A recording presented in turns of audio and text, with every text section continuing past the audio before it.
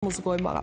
Belə, ayda 1-2 gün istirahətli, gündə 12 saat işləmək nə dərəcədə qanunidir? Bax, bu da yorucu bir məsələdir ki, əziz izləyicilər, araşdırmışıq. Araşdırmışıq. Mən mağaza satıcı ilə bu yaxında söhbət elədim. 12 saat, 10 saat ayaq üstü dururam dedi. Oturmağa qoymurlar dedi. Telefon da qoymurlar. Bu nə, mən başa düşə bilmirəm. Bu satıcı insan deyil, yoxsa onun fövqəl qüvvəsi. Biz 3 saat burada dayanırıq, yoruluruq, həqiqətən yoruluruq, fiziki güc olaraq. Yəni insan 12 saat, 10 saat xidmət göstər, maaş 480-500 manat, onun müqabilində oturmaq olmaz. Gəl özün müdür olaraq orada bir 5 saat ayaq üstə dur görüm dura biləcəksən. Yəni insana işgəncə vermək olmaz.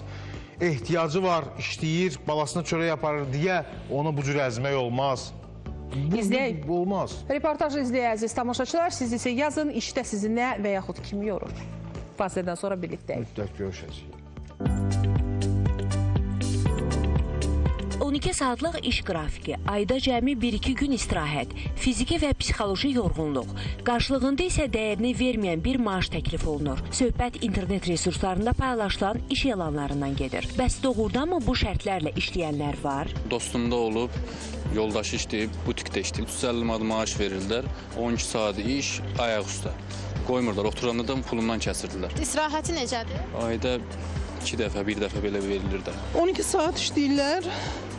2 həftədən bir gün deyəsən bazar günü istirahət verirlər. Maaşdakı yəni ki 500-600 manat. Mən hal-hazırda kursda işləyirəm. Alman dili müəllimiyəm. Ortalama 10 saat filan. Bizdə kurs olduğu üçün standart bir iş saatı yoxdur. Maaşı da ona görə alırıq. Bu baxımdan biraz vəziyyət biraz çətinlik yaradır. Həm maddi, həm mənəvi olan.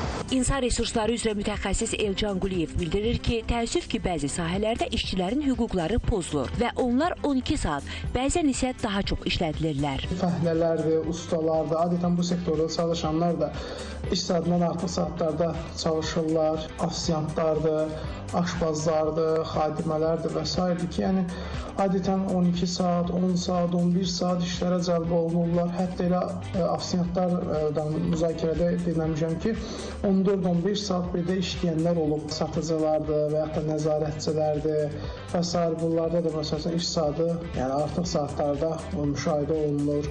Sonra sürücülərdən nümunə gətirmək olar. Vəkil Elminaz Qəfərova bildirir ki, işçilərin gündə 8 saatdan artıq fasiləsiz və ayaqüstü işləməsi, üstəlik ayda cəmi 1-2 dəfə istirahət etməsi onların hüquqlarının ciddi şəkildə pozulması deməkdir. O deyir ki, sahibkarlar bu qanunsuzluğu bilirlər və buna görə də bəzi işə götürənlər 12 saatlıq iş rejimini rəsmi əmək müqaviləsində göstərmirlər. Mağazada işləyən hər hansı bir satıcının daimi olaraq gündəlik 12 saat işlənməsi müstəsna hal hesab edilmir. Təəssüf ki, çox işə götürənin özü bununla bağlı yetərincə məlumatlı olur ki, bu pozuntudur. Onlar qeyd olunmur. Əmək müqaviləsində 8 saat qeyd olunur, amma qeyd etdiyimiz kimi iş vaxtından artıq bir iş yaranarsa, bununla bağlı ya əmək müqaviləsində öncədən hansı hallarda bu mövcud ola bilər, onlarla bağlı bəndlər nəzərdə tutulmalıdır. Əgər nəzərdən tutulmursa, bu hal sonradan yaranırsa, bununla bağlı əmək müqaviləsinə əlavə şəklində yeni əlavələr olmalıdır və mütləq qaydada burada işçinin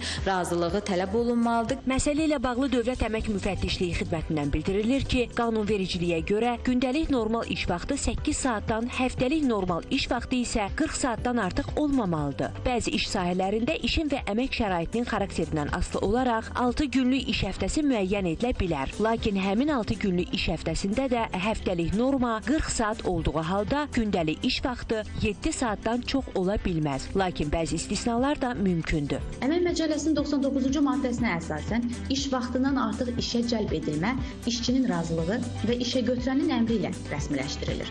Təbii fəlakətin, istehsalat qəzasının və digər fövqəladə hadisələrin qarşısının alınması, onların nəticələrinin aradan qaldırılması, hərbi vəziyyət rejiminin təmin edilməsi, habelə tez korlanan malların itkisinin qarşısını almaq məqsədi ilə Əmək Məcəlləsi ilə müəyyən olunmuş qaydalara əməl olunmaqla işçinin iş vaxtından artıq işlərə cəlb edilməsinə yol verilir. Əmək şəraiti ağır və zərərli olan sahələrdə bütün iş günü ərzində iş vaxtından artıq işlərin müddəti 2 saatdan çox ola bilməz. Qurumdan bildirilir ki, əmək hüquqları pozulan şəxslər Dövlət Əmək Müfəttişliyi xidmətinə elektron qaydada sosial sosial şəbəkələr vasitəsilə müraciət edə və yaxud Əmək və Əhalinin Sosial Müdafiəsi Nazirliyinin 142 çağrı mərkəzi ilə əlaqə saxlaya bilərlər. Aylin Rəsulzadə, Üzeyir Ağayev, Aytən Fehruz, Xəbər Ertəsi.